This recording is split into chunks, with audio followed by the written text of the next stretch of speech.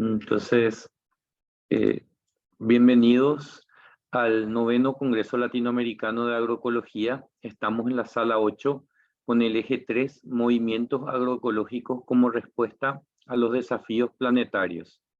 Hoy escucharemos a Zenon Mamani, que presentará sobre las percepciones locales respecto a la acción alimentaria en tiempo de alta y parcela, a Eileen Enríquez, que nos hablará sobre la transformación del paisaje productivo de la península de Osa mediante la economía regenerativa, a Jorge León Quiroga Canavari, que junto con Bruno Conodori Ali y Marcelo Saudini Salazar, con el tema de la bioeconomía ande-amazónica, cómo atenúa el cambio climático, el caso de la quinoa, a Selene Wotman, que no pudo estar con nosotros, pero nos envió una grabación sobre su ponencia, que hablará sobre el aprovechamiento de mermas del huerto para su transformación y activación de economías solidarias.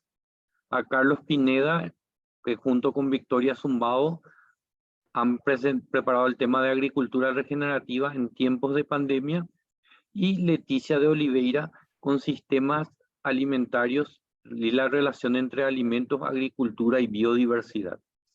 Entonces, la metodología propuesta es una exposición de 10 minutos para cada uno de ustedes. Estaré compartiendo el tiempo en pantalla y una vez finalizadas las 6 ponencias, abriremos el espacio de preguntas y respuestas.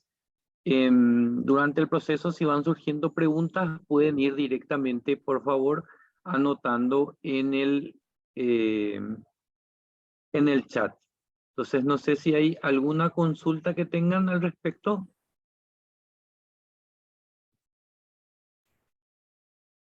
Si no hay ninguna, podemos iniciar con la primera exposición a cargo de Zenon.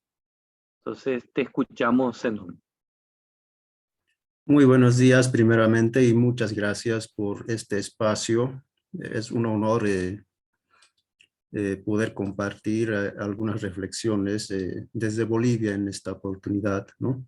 Voy a presentar la presentación.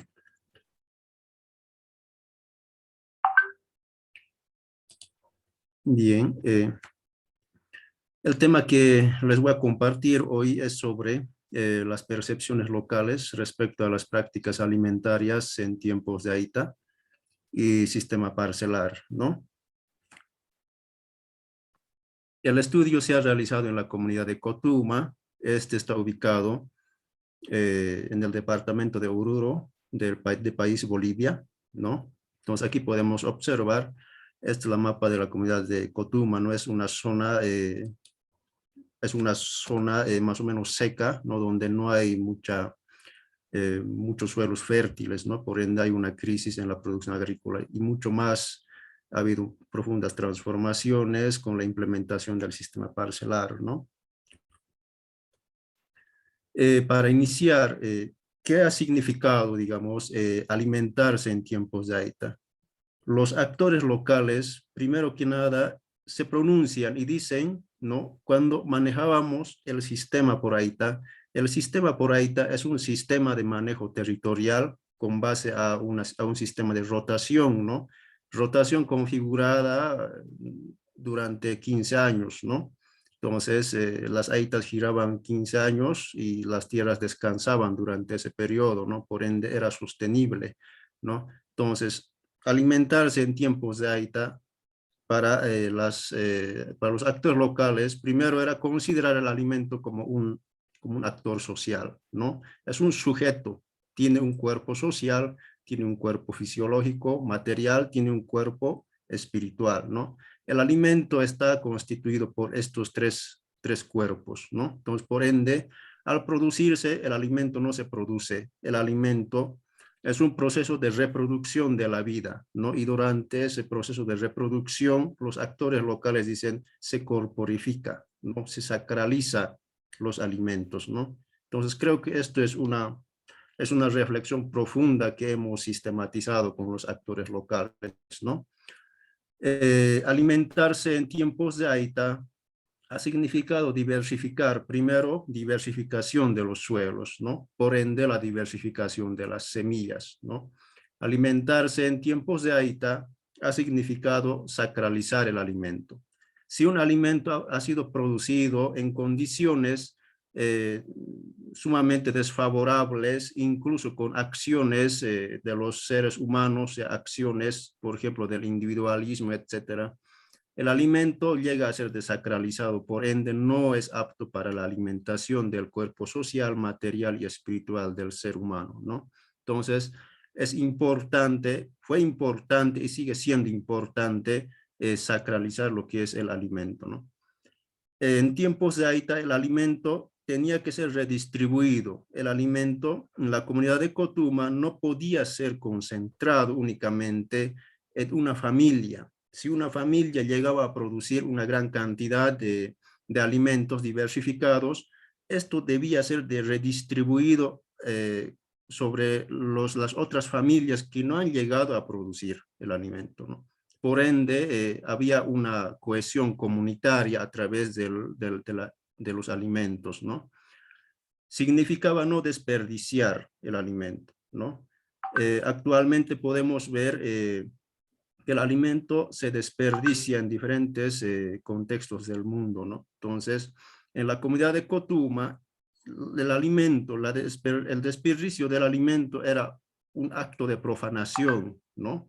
El alimento es vida, el alimento es un sujeto con vida, percibe emociones, sentimientos, ¿no? Por ende, la madre tierra toma acciones respecto a esas acciones de desperdicio, ¿no? Por parte de los actores locales, ¿no? El alimento, para reproducir el alimento, primero hay que alimentar a la madre tierra. Eso es otro de las reflexiones importantes, ¿no? Por ende, todo eso es un proceso de coalimentación. Para producir el alimento sano, primero hay que alimentar a la madre tierra, ¿no? Con acciones de abonamiento, etcétera, ¿no? Rituales, etcétera. Por ende, vamos a obtener un alimento sano, nutritivo, ¿no?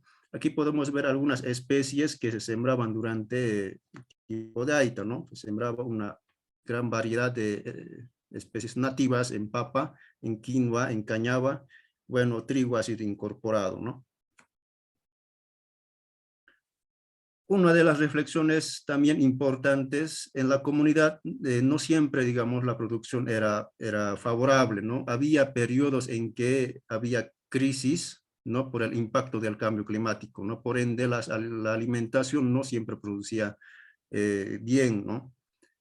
Por ejemplo, en tiempos de crisis alimentaria, por sequía, por helada, la madre tierra disponía, ¿no? O sea, de algunas plantas silvestres comestibles. Por ejemplo, aquí podemos ver dos variedades de plantas respecto a las hojas comestibles, y aquí abajo podemos ver un tubérculo, y aquí igual podemos ver que se llama Tuscailu, así se llama, ¿no? En lengua aymara, en la comunidad de Cotuma. Entonces, estos producían en gran abundancia en tiempos de crisis. Entonces, ¿qué quiere decir esto? Que la madre tierra siempre disponía para la alimentación de los seres humanos, ¿no? Actualmente esto ya no produce en gran abundancia, ha reducido, pero según los actores locales, en tiempos de crisis, estos producían en gran abundancia, ¿no? Pero cuando la agricultura era sumamente favorable, estos disminuían en su producción, ¿no?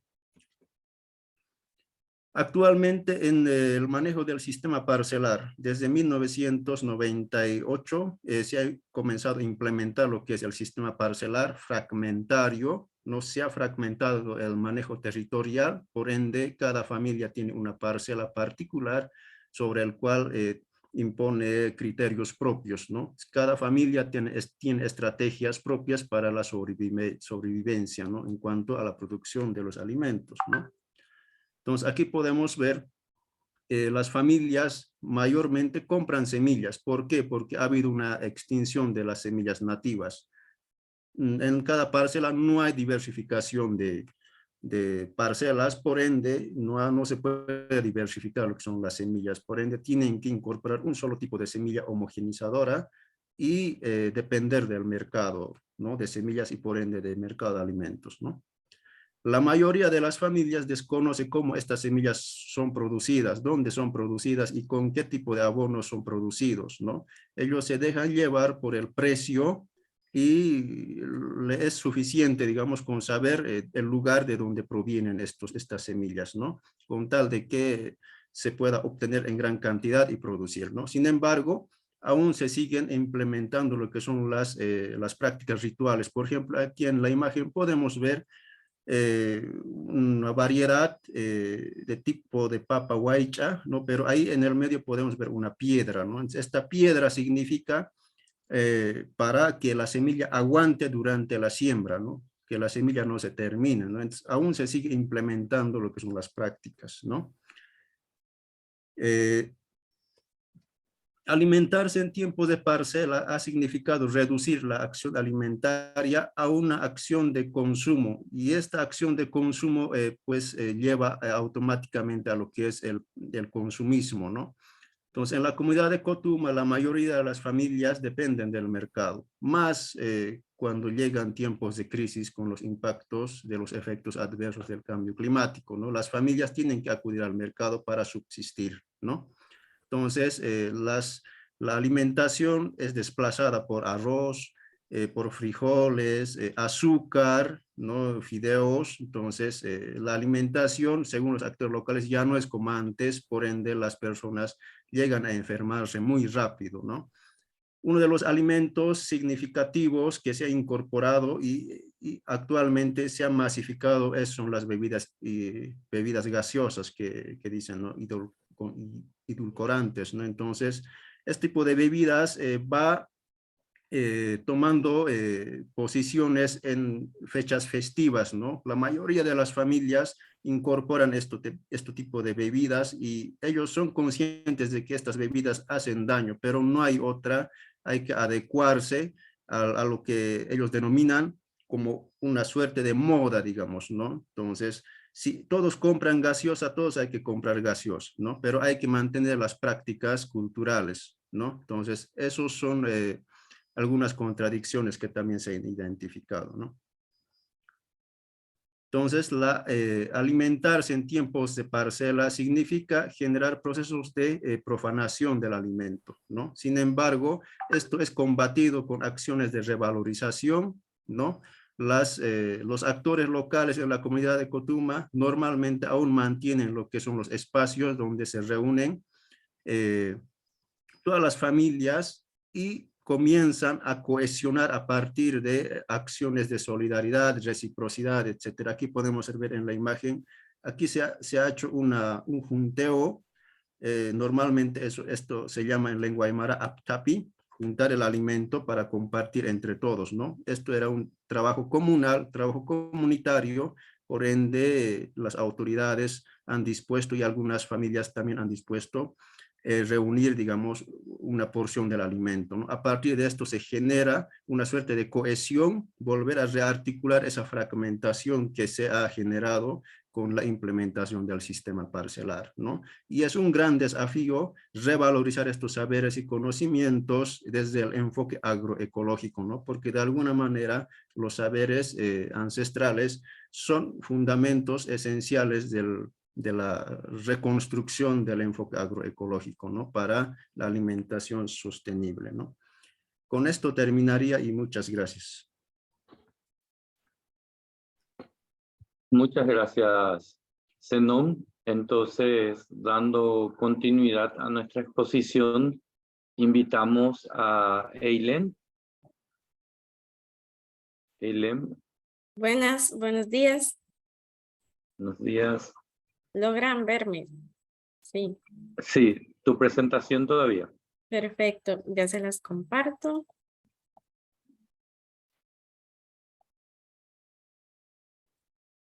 Bueno, buenos días tengan todos.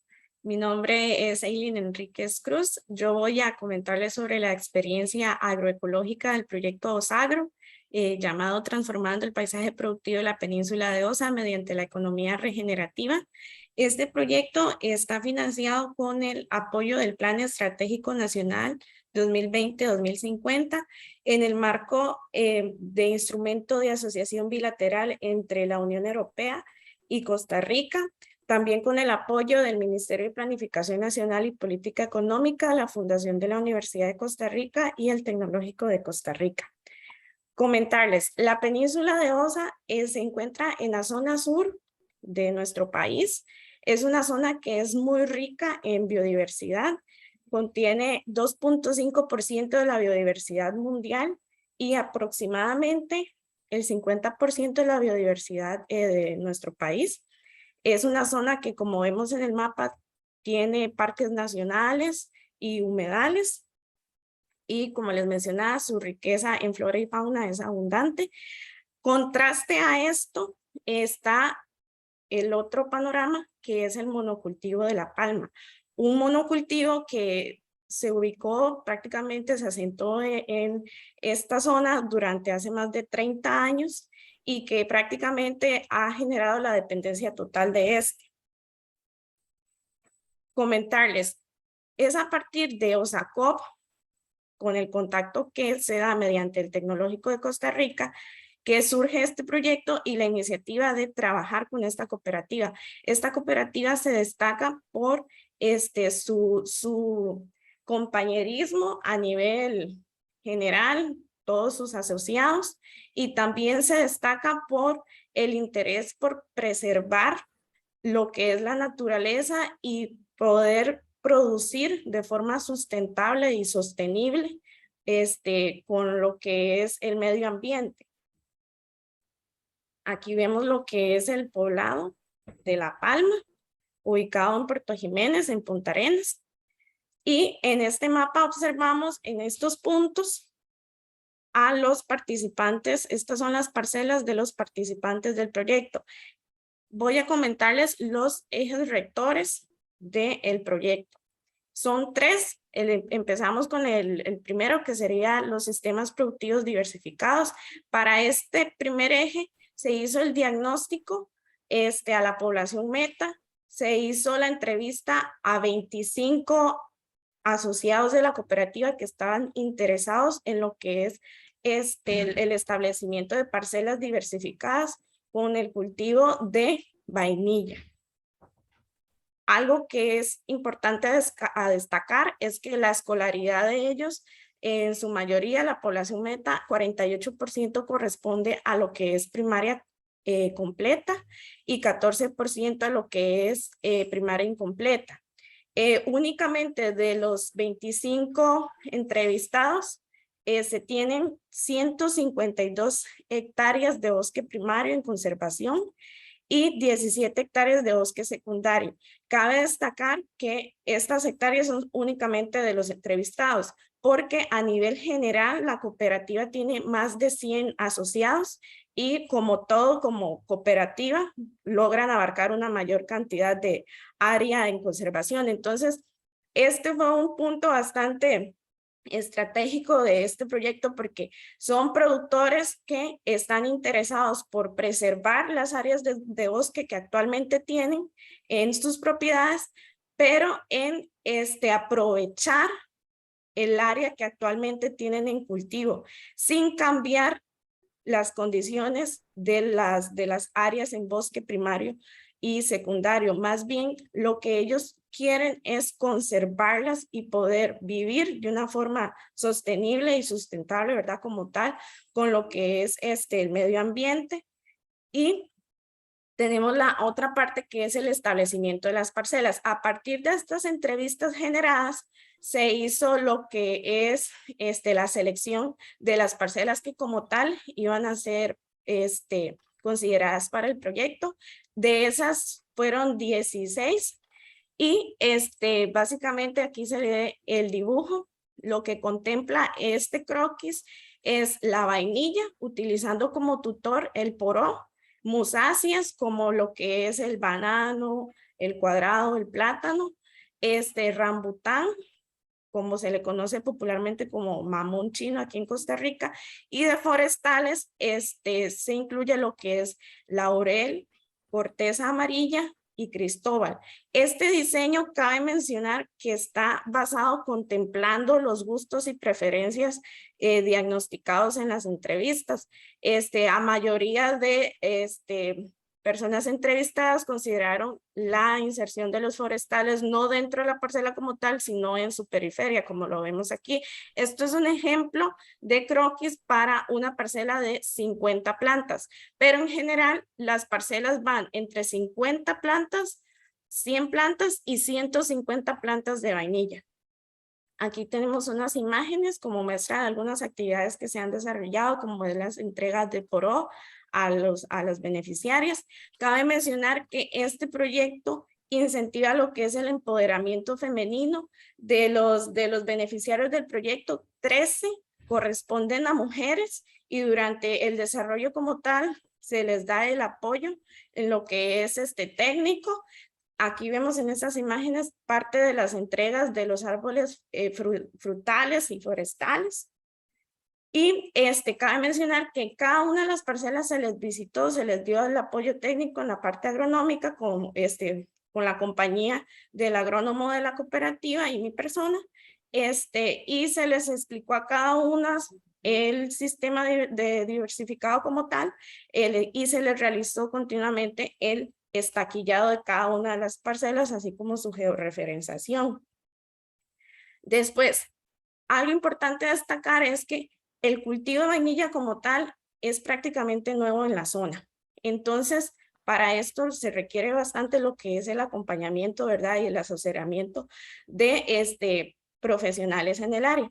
En este caso contamos con la participación de don José Padilla y doña Ana Lilia, pertenecientes a la organización Raíces de la Montaña, que es actualmente ganadores del Premio Estatal de Ecología de Tabasco, de México.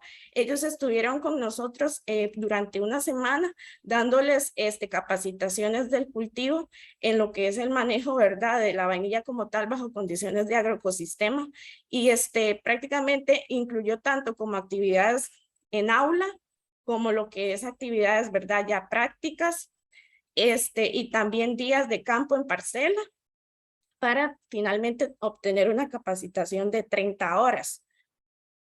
Y consecutivamente se realizó la entrega de los esquejes de vainilla. Cabe destacar que la entrega de esquejes de vainilla en su realización se hizo únicamente para las parcelas que ya tenían como tal insertados, ¿verdad?, sus tutores, porque con base en el diagnóstico de las fincas se identificaron dos tipos de agrupaciones como tal, ¿verdad?, dentro de los productores: los que se les llamó bajo cero, o sea, personas que prácticamente arrancaban desde cero con sus parcelas, y personas que ya tenían un adelanto como tal de las parcelas que tenían sus tutores ya establecidos. Entonces, para esta entrega se realizó la entrega a las personas que ya tenían sus parcelas adelantadas y sus tutores ya establecidos como tal.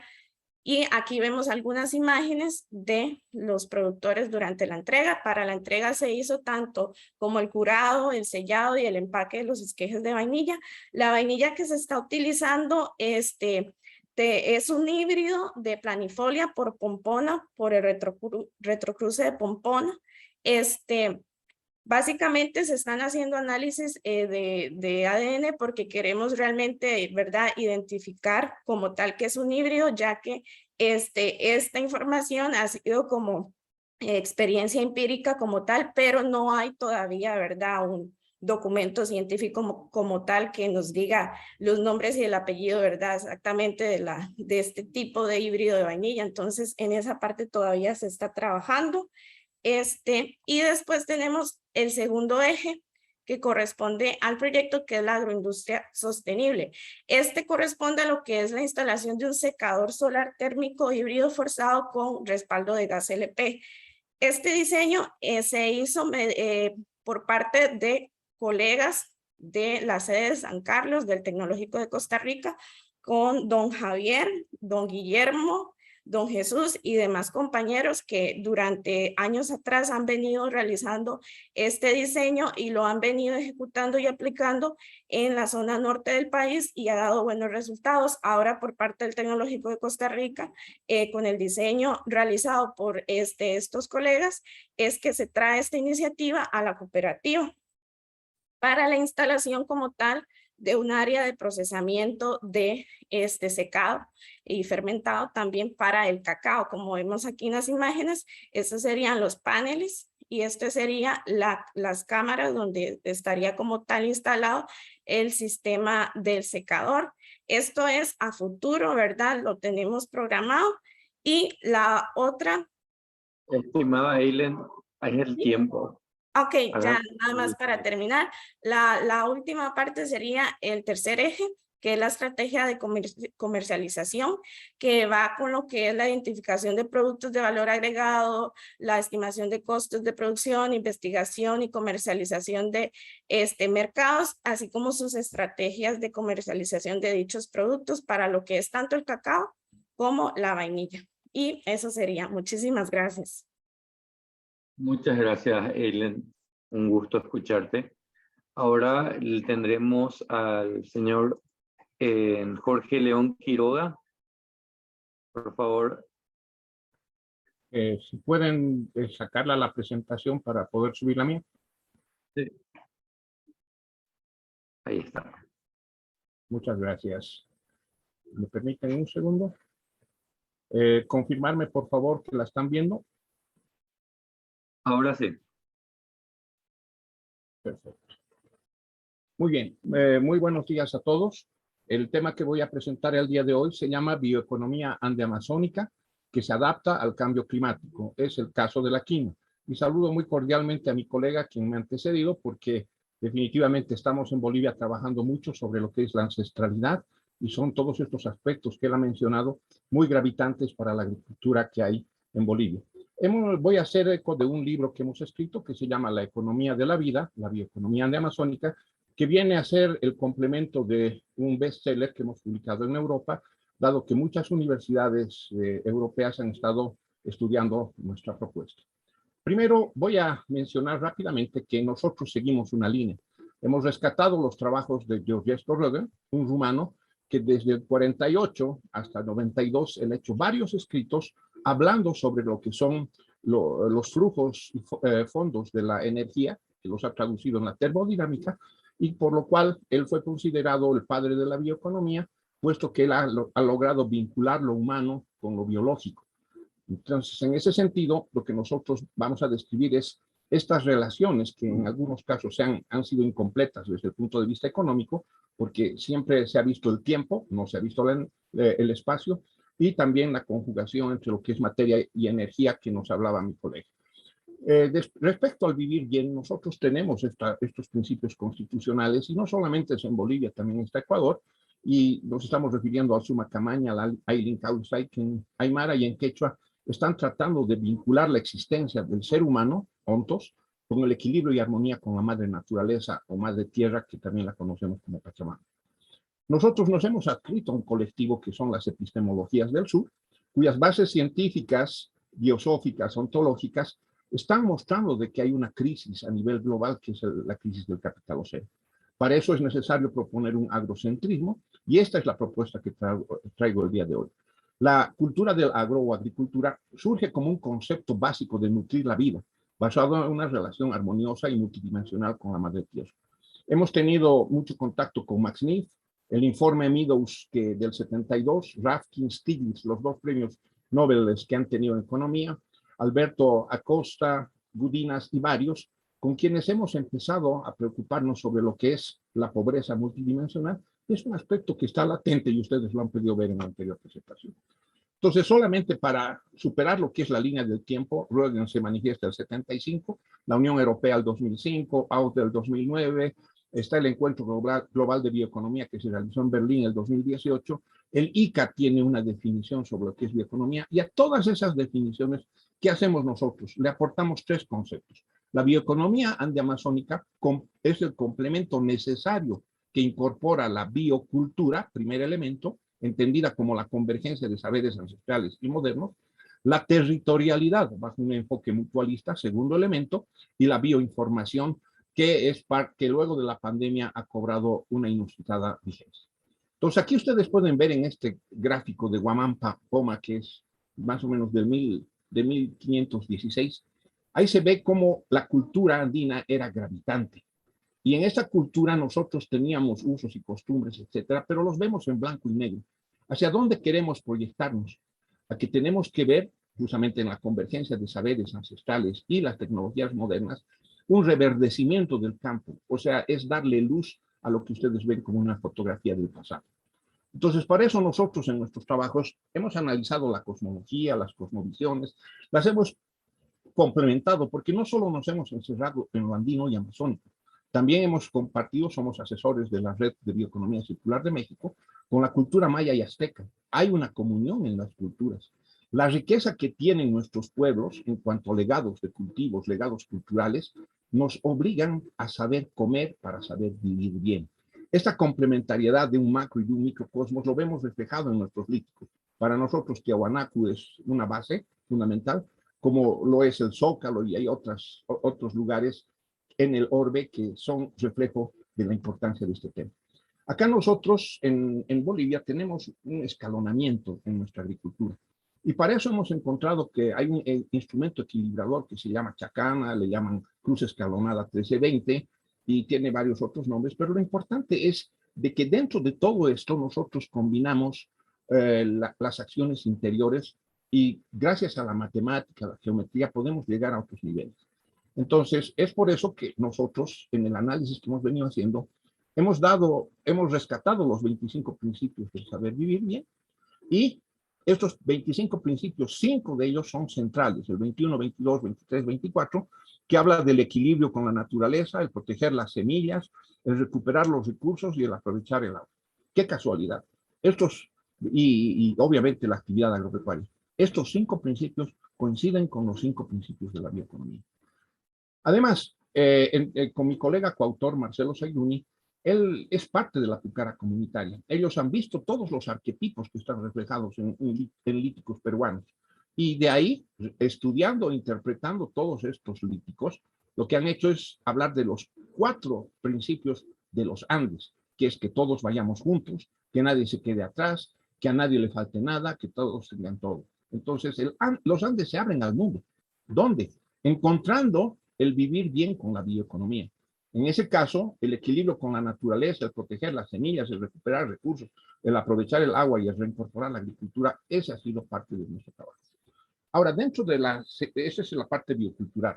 Dentro de la territorialidad, vemos de que hay unas grandes diferencias. Por un lado tenemos a Europa, incluyendo a Sudáfrica, donde hay alta capacidad financiera, tecnológica y científica para hacer bioeconomía. Por el otro, y además ellos se orientan en lo que es investigación y tecnología. Por el otro lado tenemos en Asia, que predomina obviamente la innovación tecnológica. Tenemos a países como Canadá, etcétera, que están orientados a los recursos, pero aquí está América Latina. Y aquí está Bolivia, que se está uniendo con México. También tenemos algunos trabajos con Colombia, etcétera. Pero ¿cuál es nuestra riqueza? Los recursos naturales y la biodiversidad. Aquí también está Costa Rica, que veíamos, pero siempre un poco más apegada a la parte de innovación tecnológica. Están como los chinos, etcétera. Entonces, ¿por qué hacíamos este análisis? Para decirnos a nosotros mismos cómo estamos interactuando entre gobiernos, universidades, productores, sociedad civil. Entonces, gracias a eso, encontramos unas pequeñas falencias en la modelación económica.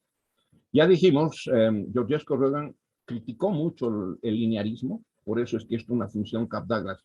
Él decía que no sirve, propuso una función ya de otro carácter, mucho más circular, incorporando los desperdicios. Al incorporar los desperdicios a él, además contribuyó diciendo, tierra, capital y trabajo son variables de stock. Estas pueden intervenir o afectar los flujos, donde están recursos naturales, otros insumos y los propios desperdicios o la biomasa. Entonces, ahí se detuvo él y lastimosamente murió. Haciendo ya nuestros trabajos doctorales, nosotros encontramos que le faltaban 3 variables para complementar el modelo de Roegen.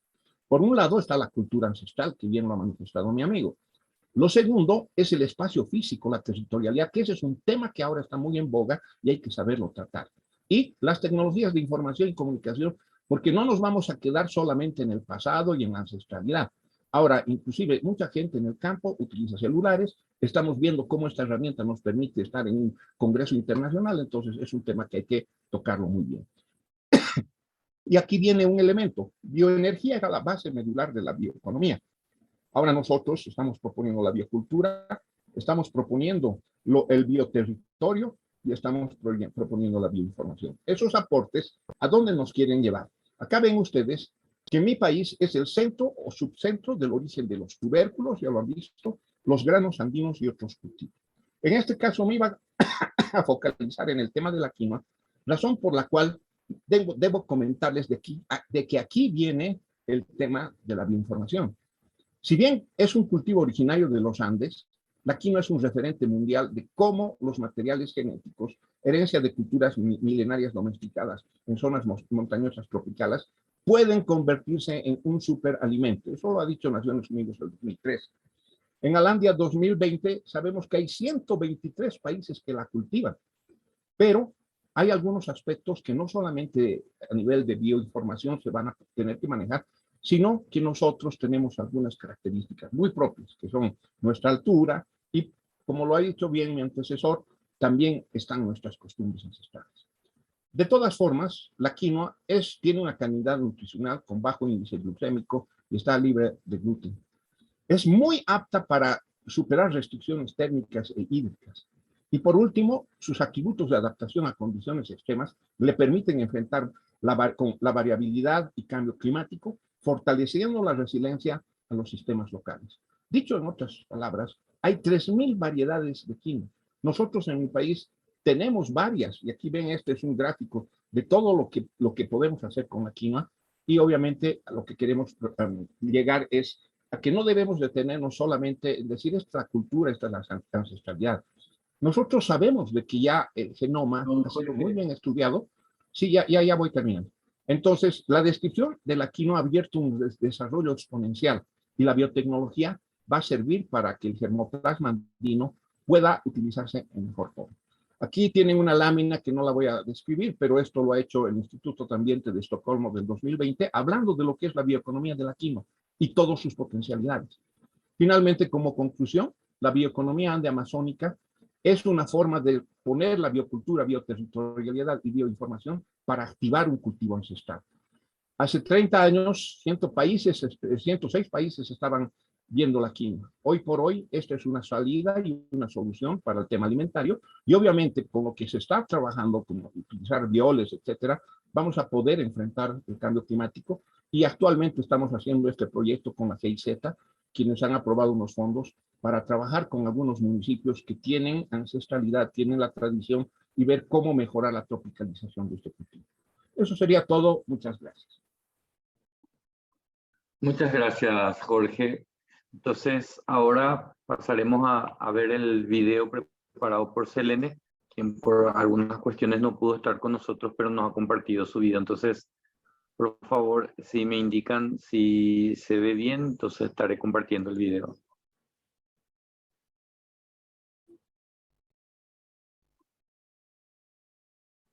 Jalapa, Veracruz, y nos encontramos en este espacio que se llama Rancho Agroecológico Renacer, en Coatepec, Veracruz. Todo empezó porque hay una parte en mí un poco anarquista, desde muy chiquita, y no entendía por qué no encajaba en ninguna regla ni sociedad.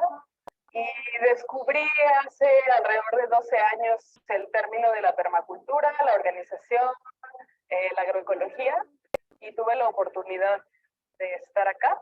Como que me quise hacer responsable de mi libertad, que no es una tarea fácil, y justo pensaba en que si todos estamos en el sistema todo el tiempo trabajando para comer, pues ¿por qué no trabajar la tierra para que nos dé de comer? Poder producir tus alimentos sin químicos ni veneno. Las noches también es como un espectáculo todo el tiempo, las luciérnagas, es como un descubrir todo el tiempo las nuevas especies. O sea, estar rodeado de naturaleza te hace, pues te cambia como la perspectiva de la vida. Para mí es hacerte cargo, o sea, hacerte responsable de ti, o sea, de uno mismo, de su, ahora sí que desde la mierda, hasta todo lo que tú haces, ¿no? Lo que comes, lo que vives, lo que piensas, lo que consumes en cuanto a información también. Entonces, la electricidad y el internet aquí son cosas muy nuevas, como el consumir información externa ni siquiera es necesaria ya, ¿no? sea, más bien es como ir a la acción. Oprimir un botón, bajarle la palanca del baño, todo muy así, automatizado. Pues todo es como con pantallitas luminosas y ya no hay esa conexión, lo que nos regresa a la tierra, pues, ¿no? Sí, la certeza de vivir en este lugar es la comida. Siempre va a haber comida. Siempre. Yo he tenido la certeza que si no genero dinero, pues al menos no muero de hambre. Entonces a mí la certeza que me da es la salud, la alimentación y como una tranquilidad así.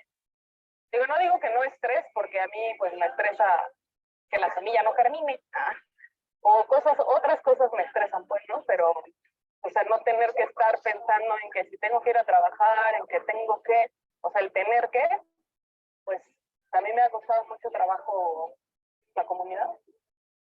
Y entonces, pues, es como empezar a tejer esas redes, ¿no? Con mis vecinos, con los que practican agroecología, y finalmente, pues, con otras personas que no están dentro del territorio, pero que estamos haciendo cosas parecidas juntos también. Cómo es que con muy bajo presupuesto sí se han podido hacer cosas, ¿no? Y construir, pues, una casa. Pues yo no sabía cómo hacerlo, así que empecé más bien como tipo pepena.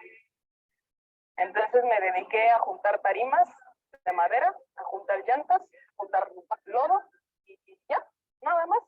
Entonces fui trayendo así de a poco y de a poco y de a poco y pidiendo favores y bueno, entre que unos me regalaban tarimas y me las traían y pues el camión de llantas, pues sí, pagué 500 pesos, pero pues eran más de 500 llantas. Entonces así fue surgiendo, ¿no? Como que más bien puse la intención en lo que quería armar.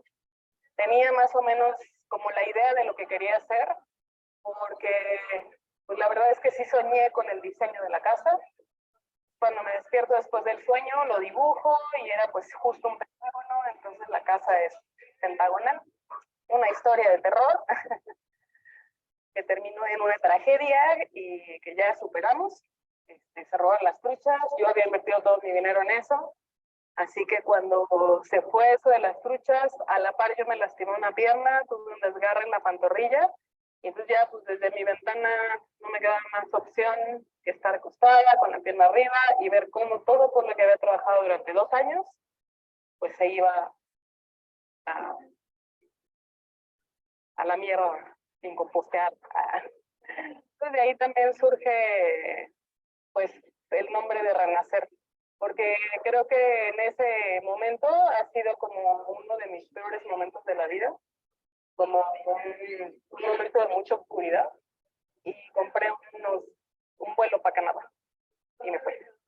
Me fui 8 meses y entonces ahí sí generé un poco de recursos, no tanto porque justo llegué y a los 2 días se explotó la pandemia, cerraron todo, me quedé encerrado 1 mes y medio.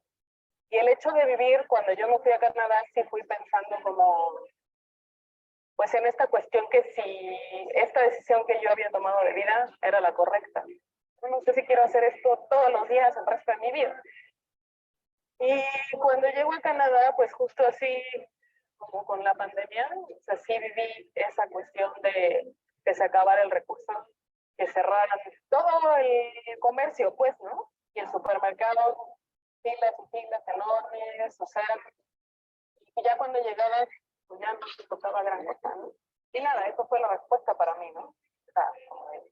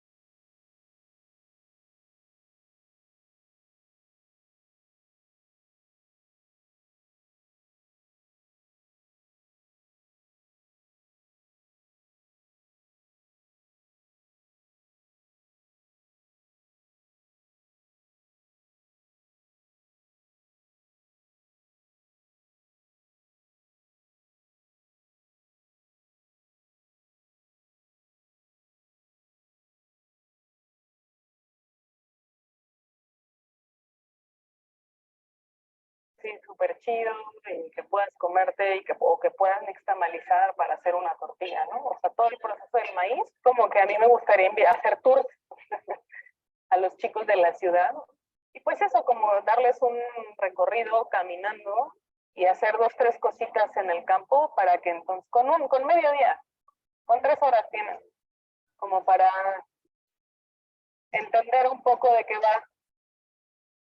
Pues mira, o sea, sí entiendo como todas esas campañas que hay de no consumir chela, no consumir refresco, o no comprar ropa en ciertos lugares porque bla, bla, bla. Pero tan simple y sencillo, háganse una letrina seca. Son muchísimos litros de agua. Y con eso, ¿para qué quieres el agua? O sea, ¿quieres para seguir contaminando el río con tus propios desechos o para poder hacer crecer la comida, ¿no? Y una propuesta en general, digo yo aquí lo uso, es lo de la letrina seca. Con eso, bueno, ahorramos muchísima agua y al final, pues, es como incluirte en el ciclo, ¿no? Alguna vez que te haces cargo de tus desechos, o sea, ya tienes como un punto en la tierra, ¿no? O sea, tienes un espacio de armonía. O sea, ya no estás atacándola, como decirle a la banda, bueno, pues empieza por tu propia mierda, de compostearla, ¿no? Hay una cacofobia impresionante. Si cada quien se hiciera cargo de su caca, el mundo sería muy feliz. Sería muy chido tocar la conciencia de millonarios para que aquí suelten su lamita, porque hay muchos proyectos que apoyan, ¿no? O sea, bueno, todos sabemos de que hay como personas que apoyan ciertos proyectos, pero para llegar a ellos es como un poco difícil. Y pues solo accionando es que vamos a poder llevar a cabo todo este sueño, ¿no? Materializar el sueño de una vida agroecológica y autosustentable.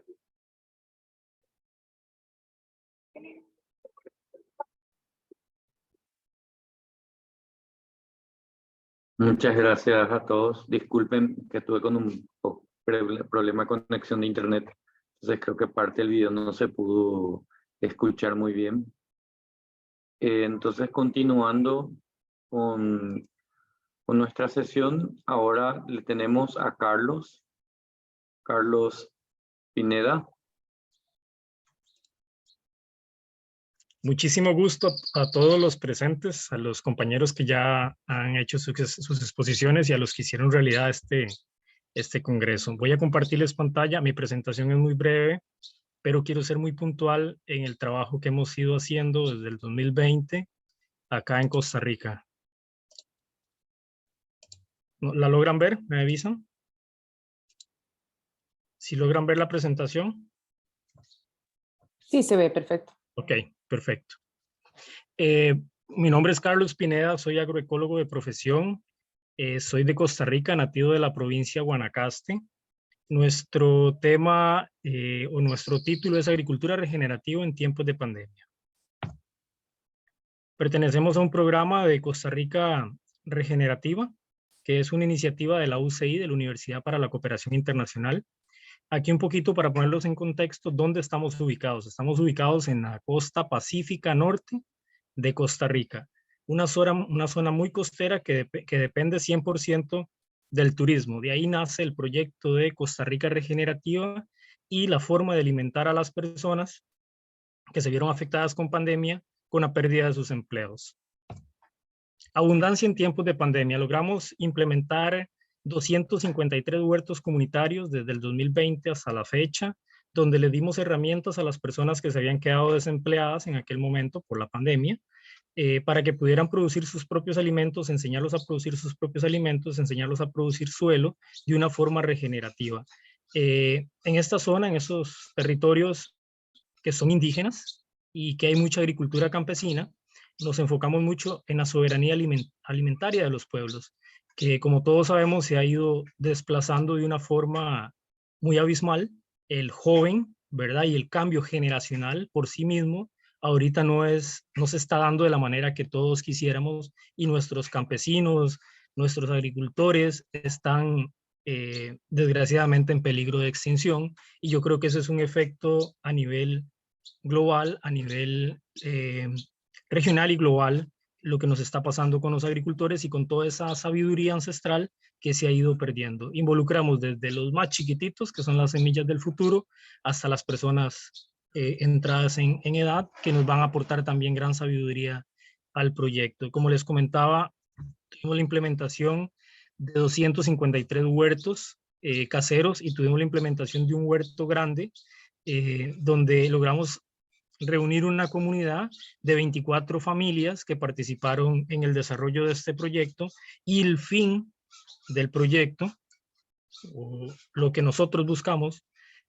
también en el programa, es poder dotar a estas comunidades de un conocimiento y que ellos puedan producir sus propios alimentos teniendo abundancia.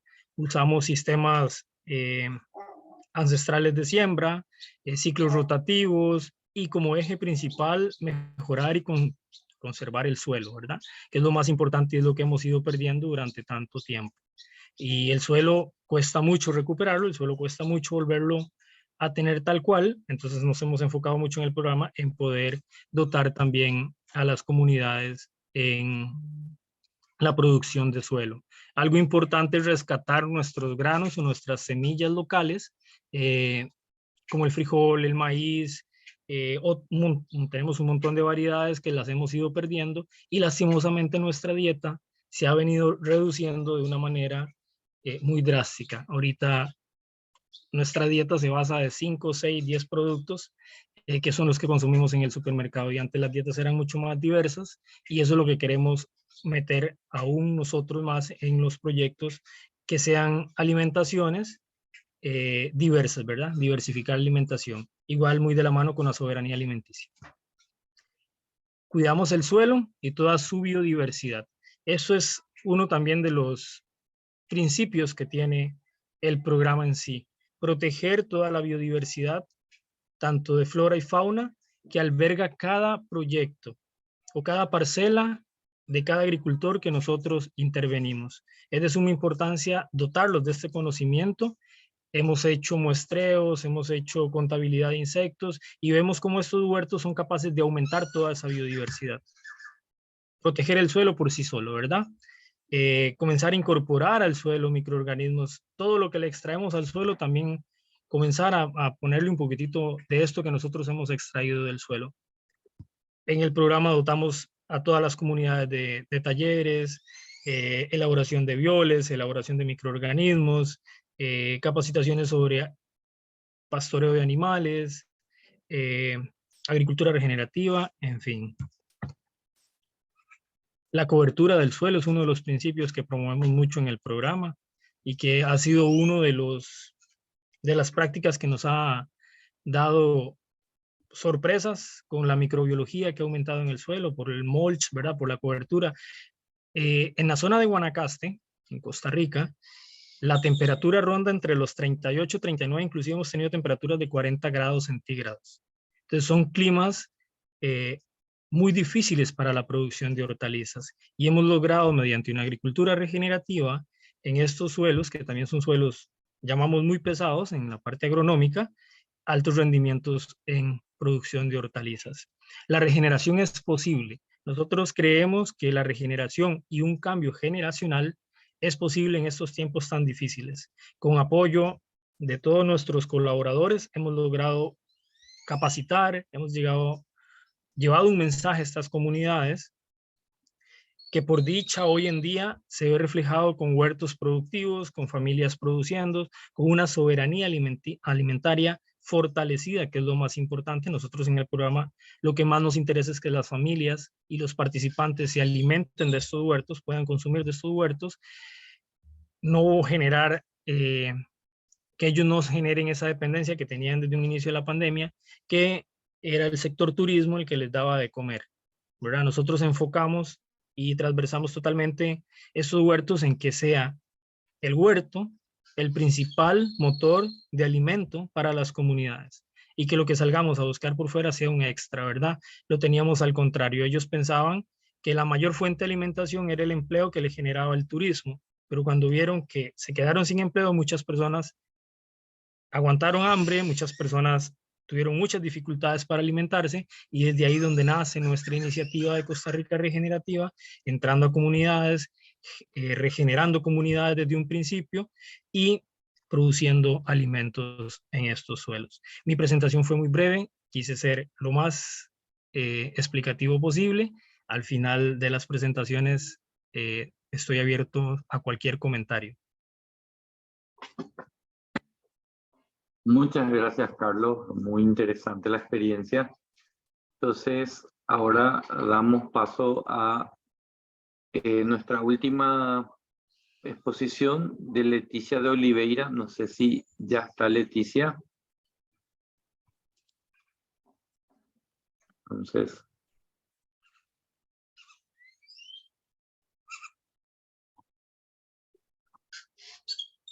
creo que no. Entonces, si no está Leticia, podemos entrar en la última parte de la sala que está vinculada a las preguntas que puedan surgir para los ponentes. No sé si alguien tiene alguna pregunta. Yo tengo una a partir de lo que estuve escuchando, pero si alguien tiene otras preguntas, por favor, adelante.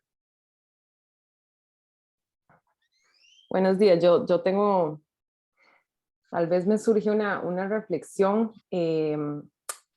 Creo que este es el espacio, ¿verdad? Los congresos de eso se tratan, de hacer avanzar el conocimiento como comunidad científica y también en general de conocimiento, porque estamos viendo aquí que, a ver, me parece súper linda el diálogo, ¿verdad? Que estamos teniendo con todas estas ponencias, el diálogo de saberes, ¿verdad? Que la agroecología ha venido poniendo de relevancia por tantos años.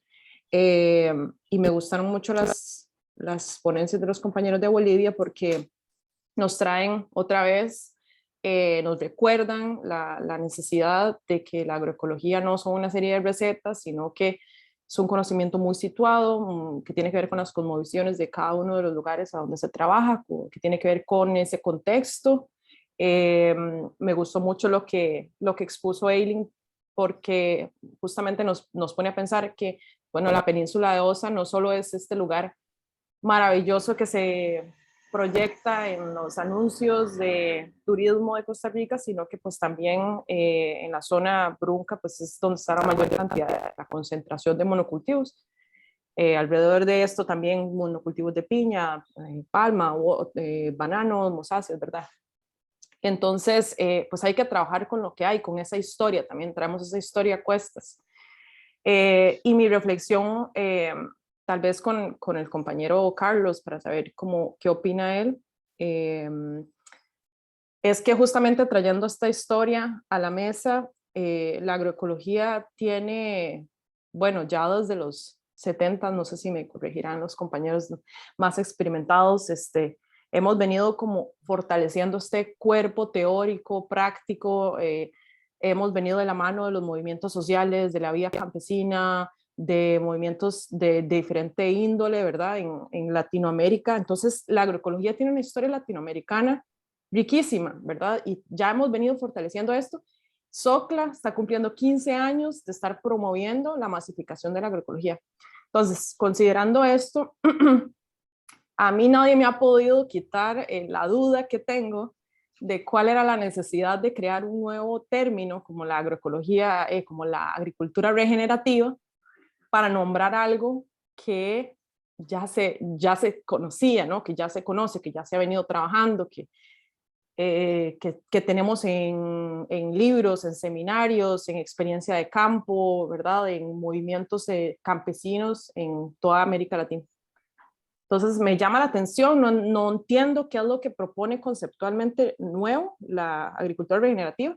Ya le he preguntado varias veces a la gente de la UCI, no me han sabido contestar, todavía estoy como investigando eso. Y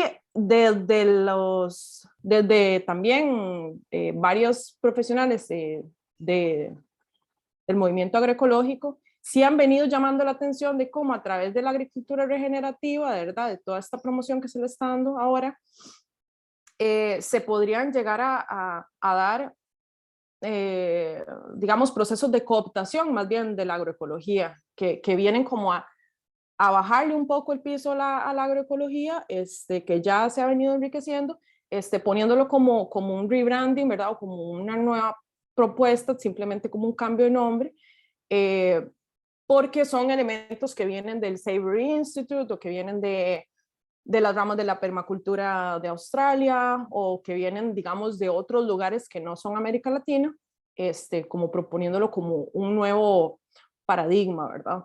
Cuando sabemos que el tema de la regeneración de los suelos, del tema de la recuperación de lo espiritual, ya lo vemos con los compañeros de Bolivia, es algo que siempre ha estado presente. Entonces, como que no entiendo cuál es como la propuesta nueva, veo que es como lo mismo que hemos venido realizando desde hace muchos años. Y no sé, me gustaría ver si hay como alguna reflexión al respecto, porque creo que es como el Congreso, este espacio como para poner esos temas conceptuales en la mesa. Y sí, me surgió parecido también la duda porque la compañera Eileen presenta la economía regenerativa y por el otro lado vemos esta propuesta de la bioeconomía que ya se ha venido trabajando desde hace tantos años. Entonces es como lo mismo, me pregunto, como con esta palabra, yo entiendo que surge de una crítica al desarrollo sostenible, que no se puede sostener nuestro modo de vida. Bueno, eso ya lo hemos venido diciendo, ¿verdad? Entonces, no se puede hacer algo sostenible si no se regenera, ¿verdad? Pero igual para regenerar tienes como que haber destruido primero. Yo no sé, yo tengo como muchas discusiones conceptuales y por ahí lo voy a dejar. Muchas gracias, Larisa. Entonces, damos paso a nuestros ponentes para que puedan responder tus dudas o dar continuidad al debate sobre el término de agricultura regenerativa.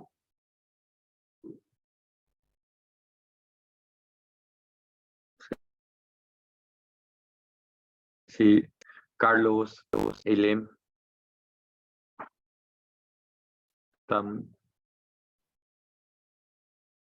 Buenas, ¿me escuchan? Sí, escuchamos.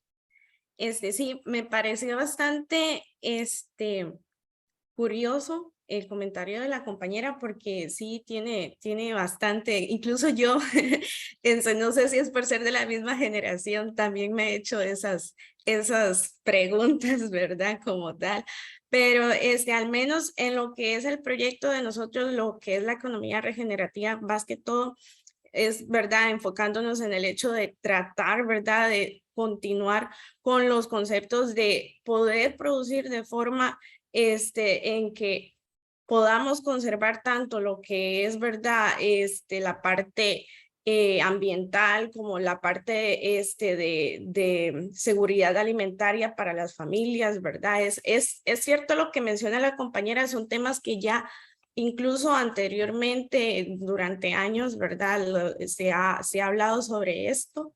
Entonces, en sí, creo que como tal, la pregunta así capciosa no se la podría responder porque es un tema bastante profundo, ¿verdad? Incluso yo a veces me he hecho las mismas cuestiones, pero bueno, al final el enfoque que se quiere es poder vivir de una forma en la que podamos ser amigables, ¿verdad?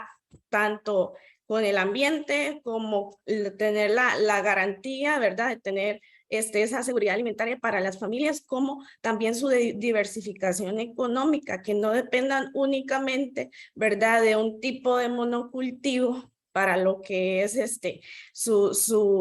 su desarrollo socioeconómico, porque muchas veces la dependencia, ¿verdad? Un tipo de monocultivo llega a socavar, ¿verdad?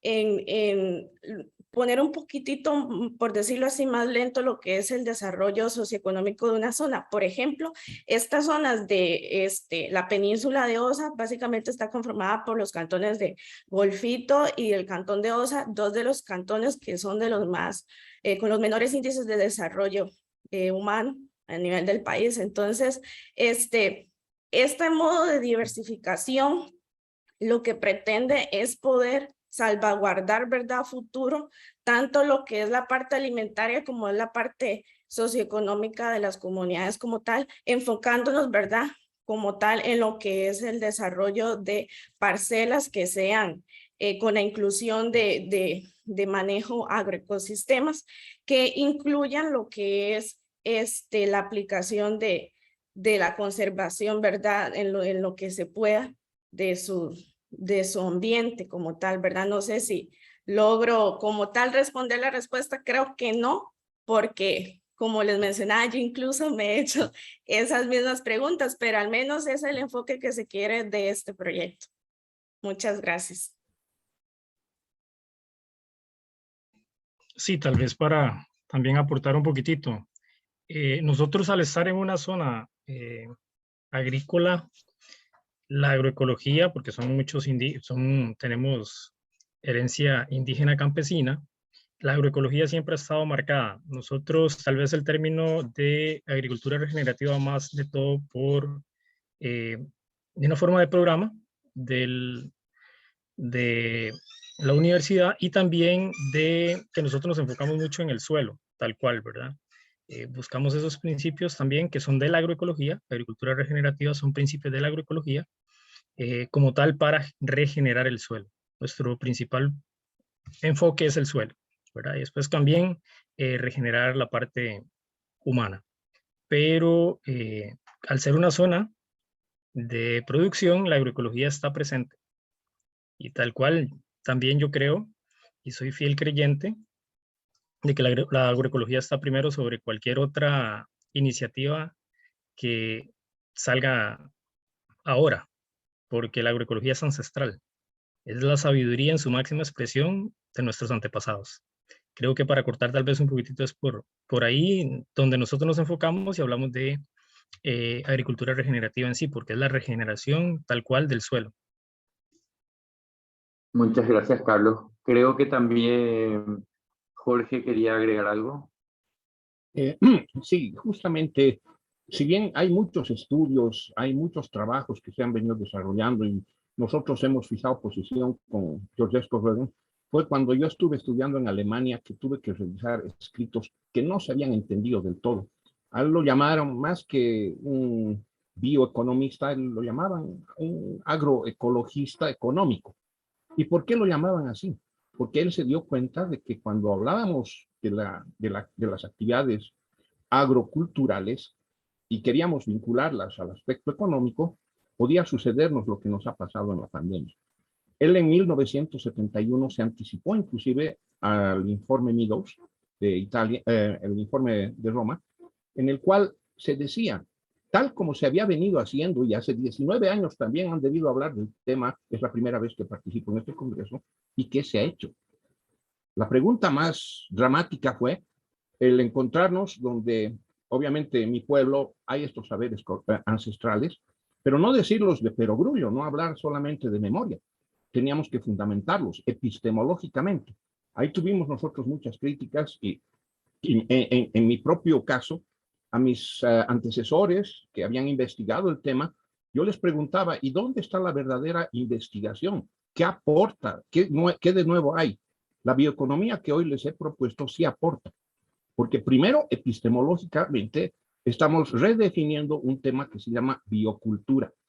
¿Y por qué es bio y por qué es cultura? Ya les he mostrado en las láminas de dónde viene todo esto. Y obviamente que, que con Alemania y con algunos Países Bajos, ellos ya lo han empezado a tomar como una primera base nueva, si vale el término, para poder ver los temas a futuro. El otro aspecto que hemos incluido para diferenciarnos y para decirle a mi amiga Larisa que está bien que haya leído y que haya entendido lo que ha podido, pero la verdad es de que en el tema de territorialidad todavía creo que ningún país ha logrado consolidar el concepto como tal.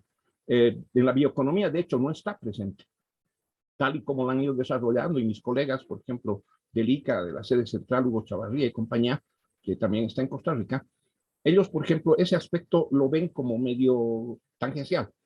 Y para mí no es nada tangencial. Al menos en los países andinos hemos visto que el territorio es la base de todo lo que estamos conversando. Y hay que darle un análisis y un enfoque muy diferente. Para eso nosotros hicimos antes un trabajo que se llama la métrica del vivir bien. ¿Por qué hemos hecho el trabajo de la métrica del vivir bien? Para distanciarnos justamente de indicadores económicos como el Producto Interno Bruto, que es el más bruto de los indicadores, y obviamente ver otros que son la medición de la pobreza, etc. Eso, después de la pandemia, de todo lo que estamos viviendo, ya no sirve. Eso hay que empezar a podarlo como una plantita y poder ver qué sacamos de bueno de lo que tenían y mejorar y proponer algo. Eso hemos hecho en este trabajo. Hemos propuesto una métrica para justamente poder encauzarnos en lo que muy buenamente han dicho mis colegas de Costa Rica, para ver y de enfrentar además adecuadamente a lo que la gente de campo tiene que vivir hoy. Ellos ya han pasado la pandemia y más bien gracias a ellos seguimos vivos porque no nos faltó el alimento. Pero de aquí que viene. Entonces, por eso la territorialidad para mí era una nueva base y por eso nos hemos animado con mis colegas a proponerlo en un libro y que obviamente le ha pegado muy duro a Europa porque ellos han dicho, mea culpa. Nosotros estos factores, estas variables, las hemos pasado en agua tibia. Y el tercero, Roegen y compañía no conocían la informática, no conocían la tecnología de información y comunicación, de inteligencia artificial y todo aquello. Y obviamente ellos en sus modelos siempre lo pusieron como una variable de complemento o hasta incluso como un numerador, pero tenemos que ver en la actualidad cómo realmente esto impacta en la agroecología. Y no es de cerrarse, o sea, me ha encantado el video que nos puso ahí nuestra colega ausente, porque es realmente muy, muy interesante ver cómo se está trabajando en otros países, y estamos haciendo lo propio nosotros, para ver y encontrar un vínculo entre toda esa sabiduría ancestral y todo lo que es la tecnología moderna. Nosotros estamos trabajando en lo que se llama productos climáticamente inteligentes. ¿Y por qué hacemos eso?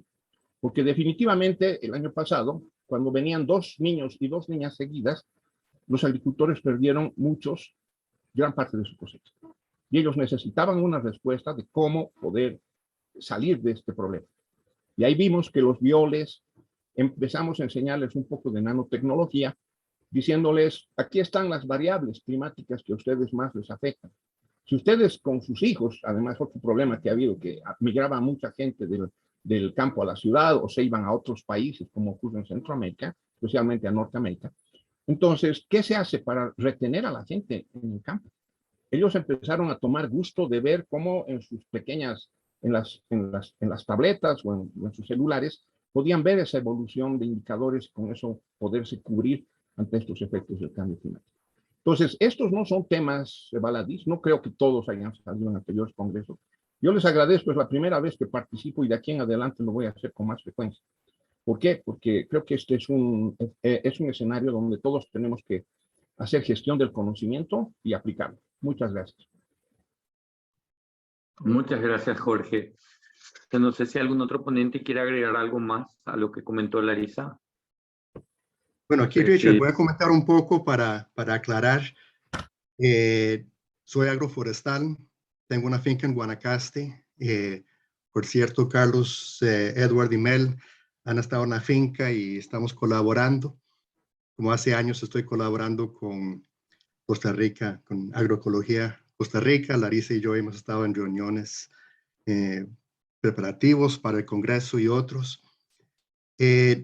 En el 2017, creo que estuve en una reunión de suelo no petróleo. Miguel Altieri, Vandana Shiva de India, André Leu de Australia, varias gente en base a ese libro que escribió Vandana Shiva. Varios actores decidieron conformar lo que es Regeneración Internacional. Entonces, es un movimiento internacional que viene trabajando y, como dijo Carlos, básicamente enfocado en el suelo. Que hay 5 principios que trabaja ahora en Costa Rica. Mel está escribiendo un libro y él va a proponer 5 procesos más, pero básicamente son 5 aspectos que utilizan los que están trabajando en agricultura regenerativa, y el enfoque sí ha sido el suelo, pero después el gobierno francés con el programa 4x1000 recogió también esas ideas con la idea de que si cada año se podía incrementar la orgánica la materia orgánica del suelo, 0.4%, o sea que en 2 años y medio se podía incrementar a 1% la materia orgánica en el suelo. Eso tenía los beneficios del ciclo de agua, el carbono. Entonces, esos diferentes términos, y como estaba hablando Jorge ahora también, utilizamos diferentes términos, y yo creo que todo cabe dentro de la agroecología, pero la realidad es que tenemos organizaciones por financiamiento, por pertenecer a diferentes redes internacionales. Trabajamos tanto en proyectos de agricultura regenerativa como entonces sí hay aspectos históricos, pero yo creo que lo importante es que todos vamos hacia lo mismo, y la biodiversidad es el factor principal, uno de los principales. Y yo creo que en parte lo que una de las críticas es que dentro de la agricultura regenerativa no siempre se toma en cuenta los aspectos culturales. Está tal vez implícita, pero no explícita, porque el enfoque es en los procesos, en siempre mantener cubierta la tierra, de no estorbar la tierra, y los otros factores. Pero en Costa Rica vamos trabajando juntos, y como se ve en estas 2 presentaciones, estamos dando una relación y una colaboración con los grupos tanto regenerativas como agroecológicas. Y yo espero seguir colaborando con ambos. No sé si eso ayuda un poco a entender cómo llegaba a este punto. Muchas gracias, Richard. No sé si alguien más quiere agregar algo. Larisa. No sé si... No, muchas gracias. De verdad me ayudan mucho estos intercambios, estos aportes. Yo ahí voy reuniendo información al respecto. Yo estaba por presentar una ponencia sobre el tema, pero no alcancé a tener suficiente, digamos, sustento para el momento en que había que enviar las ponencias, y entonces pues quedará para la próxima, pero todo esto es muy valioso, entonces les agradezco muchísimo, y me gustaría más bien que conversáramos más sobre no sé si alguien tiene alguna otra pregunta sobre las otras ponencias, o no sé, ya para hacer el espacio con esto. Gracias. Entonces, a mí me gustaría, si ya no hay más preguntas, hacer una pregunta un poco general también a nuestros expositores, viendo que muchas de las experiencias que ustedes han compartido se basan en lo que son los conocimientos ancestrales, tanto en cuanto a semilla como prácticas. Surge un poco mi duda, si de alguna u otra manera se desarrollan, se piensan en mecanismos que ayuden a proteger de la apropiación que se pueda dar de estos conocimientos, ¿verdad? Hay muchos casos conocidos de apropiación del conocimiento tradicional indígena por parte de empresas, otras personas multinacionales. Entonces, un poco de cómo se piensa o cómo surge esta preocupación en los trabajos que ustedes van realizando, ¿verdad? De cómo se puede proteger el conocimiento ancestral campesino indígena.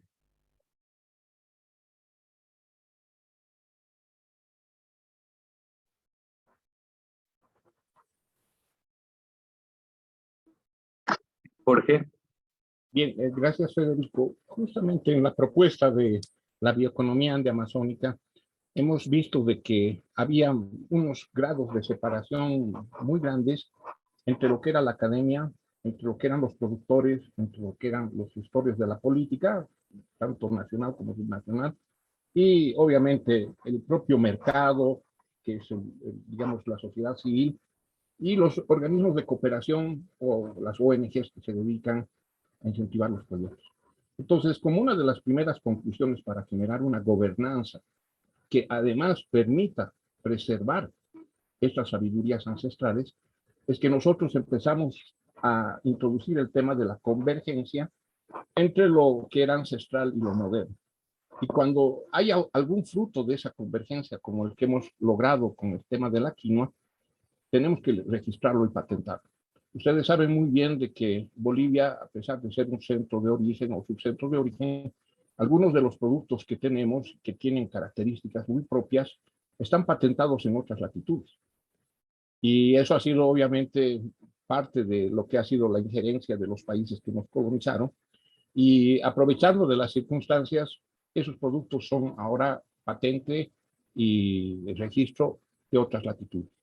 Entonces, al nosotros dar una mejora, si vale el término, como se dice en comercio internacional, un salto de partida arancelaria, entonces la idea es poder registrar y patentar estos productos que merezcan un tratamiento, que tengan un aporte científico complementario a toda esa sabiduría ancestral y que permitan darle una característica de diferenciación, con lo cual obviamente no vamos a poder hacer un registro pleno, pero por lo menos le vamos a dar una marca, una etiqueta que diferencie de lo que se está haciendo en otras latitudes.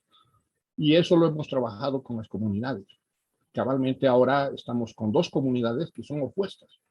Estamos hablando porque Tiahuanacu era la zona primigenia en el tema de la quinoa y estamos combinando interculturalidad con Samaipata, que es un lugar, un valle de mucho más bajo, pero que tiene también la cultura ancestral. Ahí está el fuerte de Samaipata, donde era, antes que fuerte, era un observatorio que polacos, alemanes, etcétera, han encontrado que es una zona donde existe el aire más puro del planeta.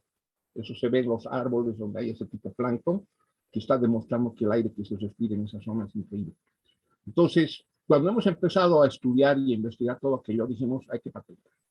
La única forma, la única salida es hacer el registro. Porque además estamos a merced, por eso hemos llamado a nuestro modelo Ande Amazónico, porque en la Amazonía ahora tenemos una entrada deliberada de ciudadanos chinos que vienen y están saqueando la biodiversidad. Tenemos ahí un montón de especies que no están registradas. Hay incluso algunos aspectos de la fauna, etcétera, que los tenemos ahí, que están prácticamente en este momento siendo rebasados porque en ese momento no había, digamos, esta posición de hacer un esquema entre 5 partes que nos permita asegurar de que la gente ya no sea victimizada, de que estos pueblos que tienen esos legados puedan patentarlos o puedan ponerle nombre y apellido porque emanan de estas latitudes y que no nos pase lo que ya les he dicho. Hay en esa mi gráfica que puse, en el tema de papas, nosotros tenemos más de 1.500 variedades, pero Perú registró muchas de ellas y otros países. En la quinoa pasa lo mismo. Y vamos cultivo por cultivo y vamos a ver estas características. Pero hoy por hoy, bajo este modelo que se ha propuesto y que obviamente está pegando el alcalde de Tiahuanaco, ya lo está haciendo suyo, la senadora Virginia Velasco, que es la presidenta de la Comisión de Constitución de mi país, está hablando de generar una ley de bioeconomía amazónica. Entonces, creo que necesitábamos eso, unirnos todas las partes, hablar de un esquema de gobernanza y apostar por lo que es nuestro, para que además le pongamos nombre y apellido. Muchas gracias. Muchas gracias, don Jorge. Entonces, no sé si alguien más quiere aportar algo. Sí, Bueno. quizás a modo de reflexiones finales, comparto todo lo que acaba de mencionar Jorge. En realidad es así, ¿no? Por ejemplo, en las comunidades andinas, antes pues ingresaban, ¿no? Investigadores, mayormente etnógrafos, ¿no? Y hacían un inventario de lo que son las semillas nativas, ¿no? Después han pasado varios años y pues las comunidades ya han identificado que no había ningún tipo de resultados. Ellos recibían con toda amabilidad, etcétera, ¿no? O sea, como siempre se caracteriza, digamos, ¿no? Las familias andinas, ¿no?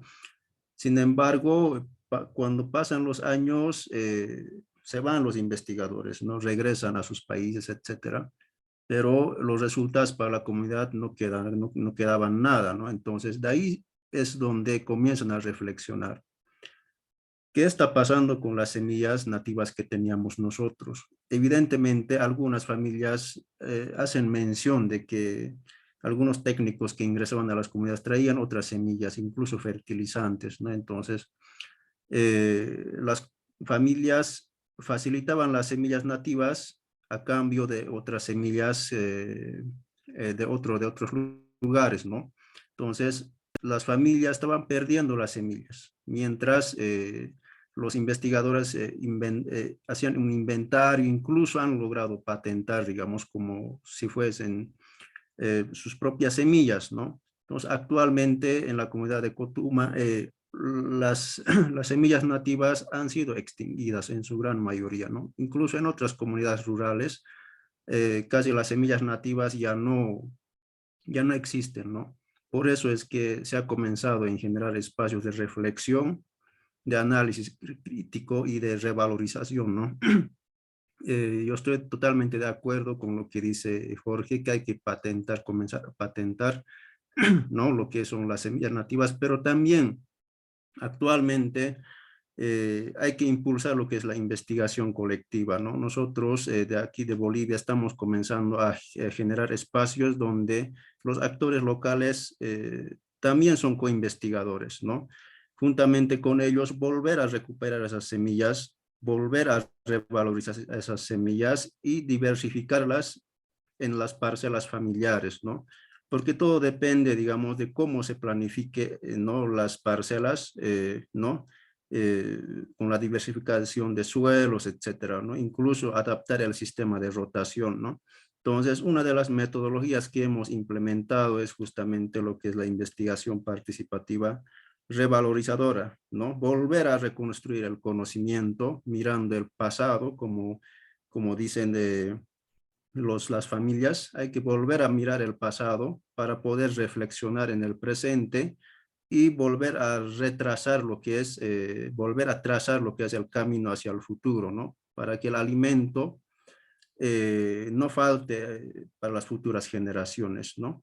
Entonces solamente quería compartir esa pequeña reflexión y muchas gracias y muy agradecido por estos espacios a los organizadores que seguramente son varios y también a ustedes, a cada uno de ustedes, muchas gracias por esta oportunidad.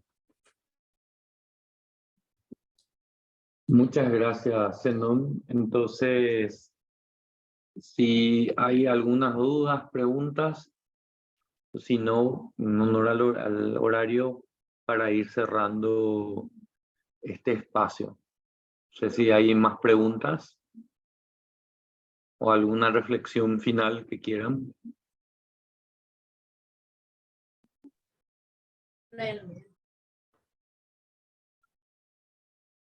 Sí, Jorge.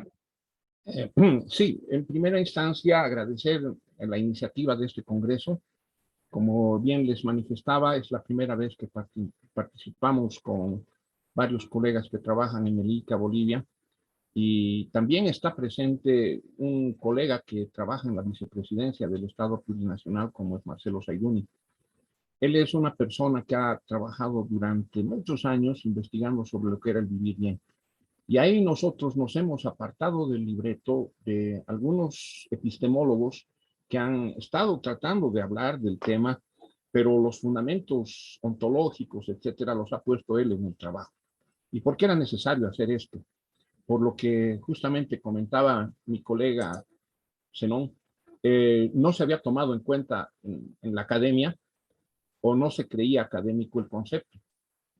Y pues actualmente estamos viendo de que Bolivia había tenido guardados muchos tesoros y que en la academia justamente vamos a estar pronto en el Congreso de Flaxo, donde ahí nos vamos a ver con Boavista da Souza y también algunos epistemólogos del Ecuador para hacer la convergencia de lo que sería un único concepto que además viene desde Grecia, ¿no?